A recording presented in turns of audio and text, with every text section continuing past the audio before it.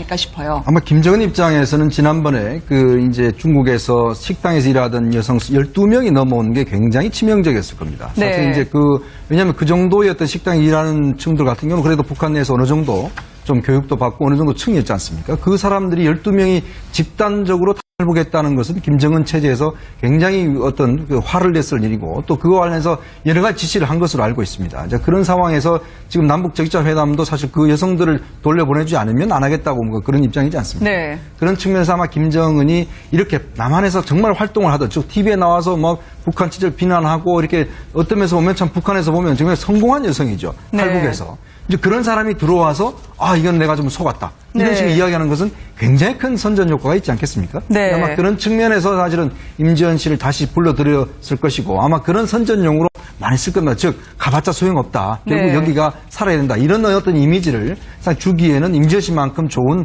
타켓은 없다고 봐야죠. 네. 근데 제가 보기에는 임지연 씨 활용이 제한돼 있을 수밖에 없다라고 생각되거든요. 네. 이번에 그 임지연 씨를 내세운 것도 조선중앙텔레비전이 아니고 북한 사람들은 전혀 볼 수도 없는 그런 인터넷 북한의 선전매체죠. 우리 민족끼리의 텔레비전이거든요. 네. 북한 사람만 못 봅니다. 네. 그리고 예전에 이제 아마 기억나시겠는지 모르겠는데 청진 출신이었던 거예요. 김수남인가? 예, 우상공장 지배인 하던 그분은.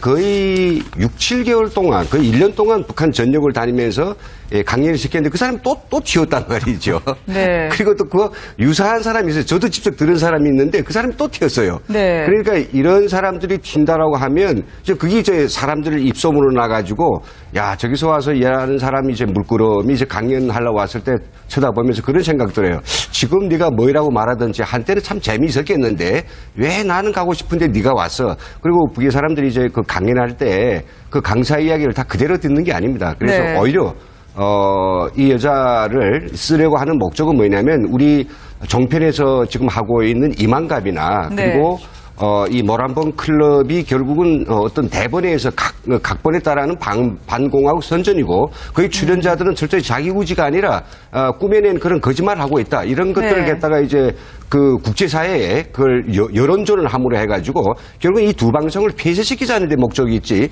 북한 내부적인 선전에는 크게 안 쓸 것이다. 이런 생각이 듭니다. 한간에서는 지난 3월 탈북을 원천적으로 차단하라는 김정은 지시가 하달이 돼서 탈북민 그리고 특히 남한에 온 사람들에 대해서는 전화번호를 알려준 적도 없는데 가족들에게서 연락이 와서 배신하면 됐지 욕은 하지 말라고 다그친다라고 하는 증언이 나오고 있는데 실제로 그런 경험담을 들어보신 적이 있습니까? 네네네. 그런 경험담도 듣고 이제 제 친한 친구가 네. 이제 혼자서 이제 탈북을 했는데 어느 날 이제 그 브로커한테 이제 전화가 왔는데 네. 브로커가 아니고 다른 목소리였다고 합니다. 네. 그 목소리인데 야, 개수작 치지 말고 조용히 살아라. 배신하고 갔으면 네. 너 여기 엄마 아버지 다 죽이고 네 가족들 다 죽이겠으면 더 이제 직접적으로 그분이 네. 하신 말씀이기 때문에 네네네. 뭐 더 이상 그런 식으로 수 없다는 네, 거죠. 그런 네. 식으로 이제 전화기에서 울려 나와서 너무 심장이 덜컥해가지고 누구 했는데 그 전화가 다음에는 안 가더랍니다. 전화를 네. 끊더랍니다. 그러니까 그렇게 가족을 빌미로 해서 누구랑 전화 통화를 하는지 그 브로커를 시켜서 여기 있는 분들에게 말을 조심하라든지 뭐 이런 식으로 협박을 하는 경우가 간혹 있거든요. 네.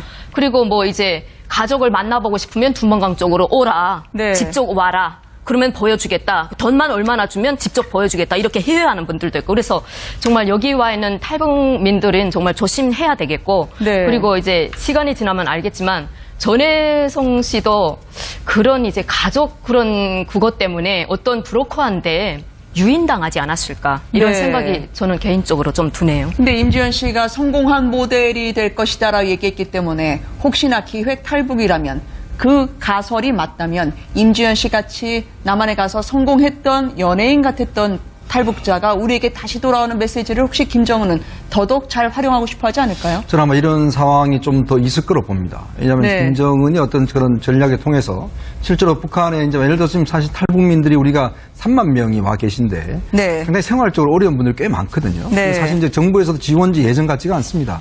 또 우리나라의 어떤 최하위 계층의 어떤 지원과 이런 형평성 문제도 있고 해서 사실 이제 와서 정상적인 직업들을 이제 하시기 위해 정부가 많이 도움을 줘야 되는데 그렇지 못하기 때문에 아마 이런 또 그걸 노려서 사실은 북한 측에서 많은 공작을 할 것이고 그래서 네. 아마 지금 와 계신 분들한테 정부가 각별히 좀 신경을 많이 써야 될 겁니다. 네. 그런 측면에서는 만약 이런 사태가 또 계속된다고 한다면 그 김정은 입장에서 본다면 내부적으로 선제를 많이 하겠죠. 네. 그래서 아마 이번 계기를 통해서 과연 정부의 지금 탈북자들에 대한 그 대책들 이것도 과연 제대로 되고 있는지 이거 한번 좀 점검해보는 그런 시간으로 좀 활용했으면 합니다. 이런